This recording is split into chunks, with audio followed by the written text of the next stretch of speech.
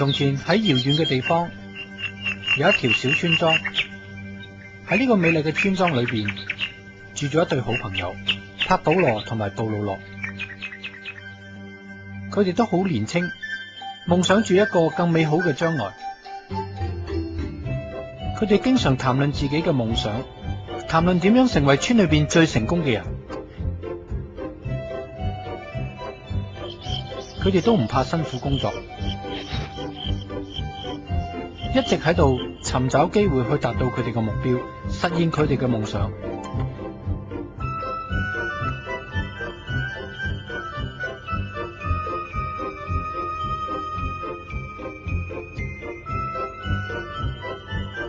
有一日，機會終於嚟啦。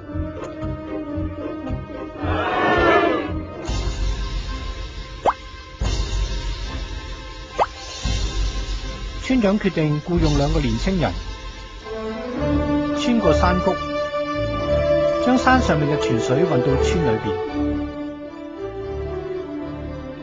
報酬按照佢哋運水嘅數量嚟計算。帕保羅同布魯諾非常興奮，馬上投入咗工作。每一日，佢哋由早到晚拎住水桶，來往於山泉同埋村莊之間。佢哋好努力咁工作，將水運到村莊裏邊。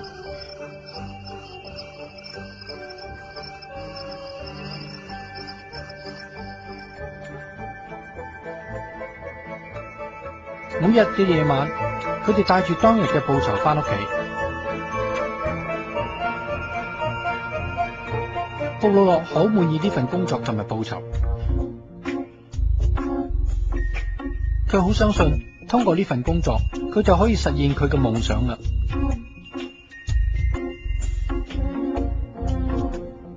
布魯諾諗，如果要增加佢嘅報酬，佢就要換更大嘅水桶。咁樣佢每一次就可以拎更多嘅水。佢相信有咗更多嘅回報，佢好快就可以買一隻乳牛，以及佢一直夢寐以求嘅屋啦。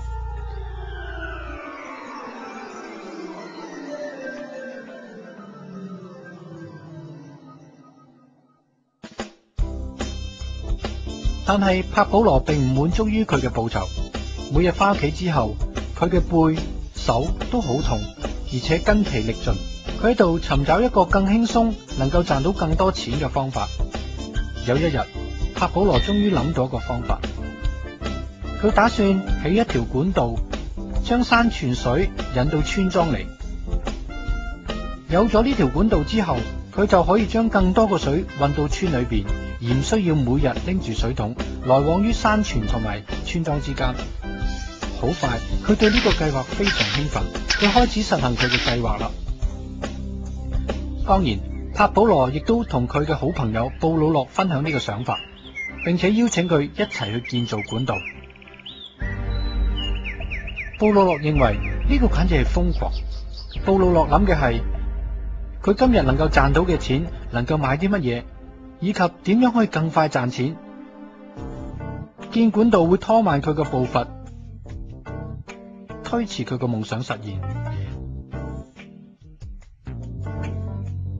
布魯諾換咗個更大嘅水桶，而且增加咗往返嘅次數。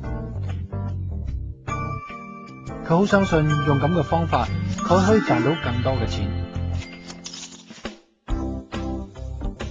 帕保羅決定一個人建造管道。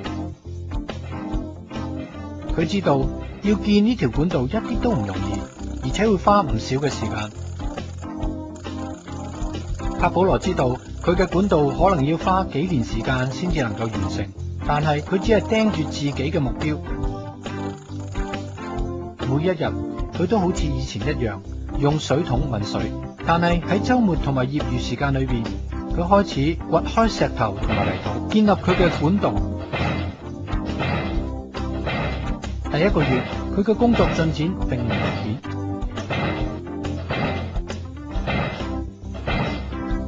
布魯諾同埋其他村民都喺度嘲笑佢，佢哋叫佢管道人帕保羅。喺呢段時間裏邊，布魯諾嘅報酬增加咗1倍，佢買咗乳牛，起咗更大嘅屋，佢嘅生活方式改變咗。工作之後，佢會到酒吧裏邊，用佢運水嘅收入嚟好好享受享受。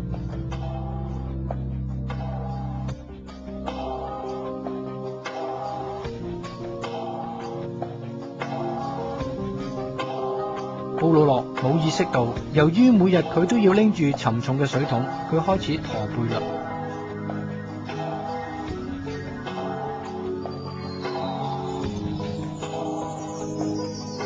佢一臉疲倦，身體疲憊不堪。好快，由於身體嘅疲勞，佢能夠拎嘅水越嚟越少啦。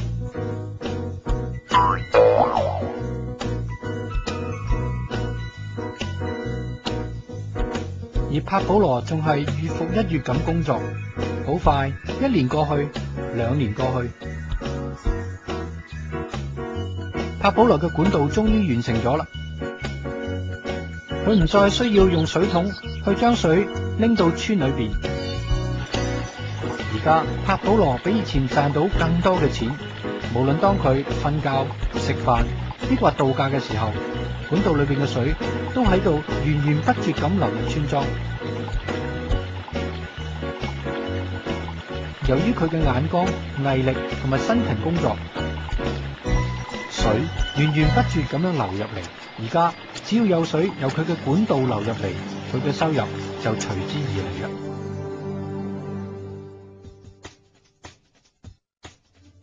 帕保羅同布魯諾其實係現實生活嘅反應，咁就好似大多數人打工賺錢一樣。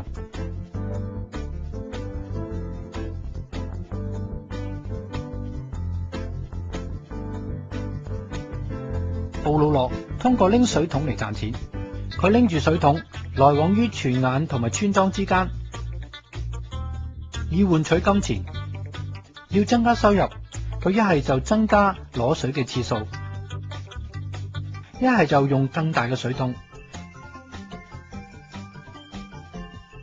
喺現實生活裏邊，呢個係一個好普遍嘅現象。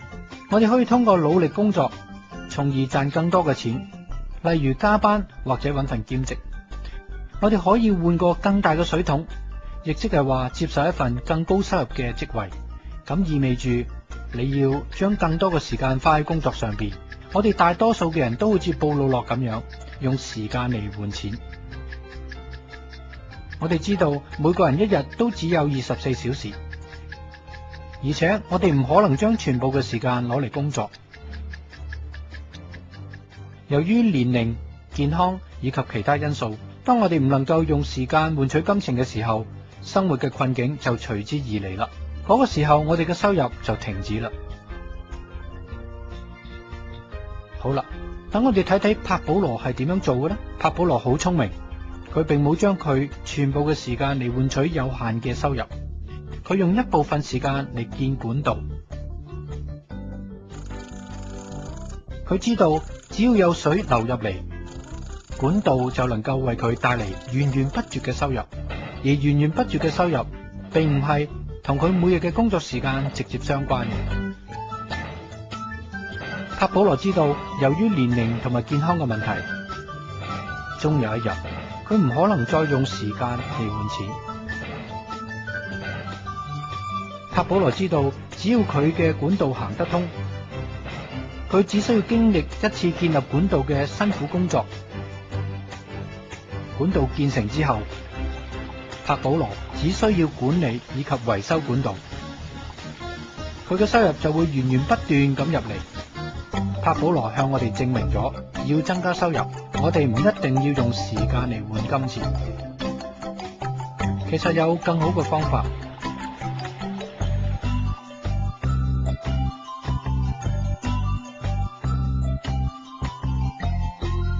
咁你呢？你係好似布魯諾咁用時間嚟換錢啦，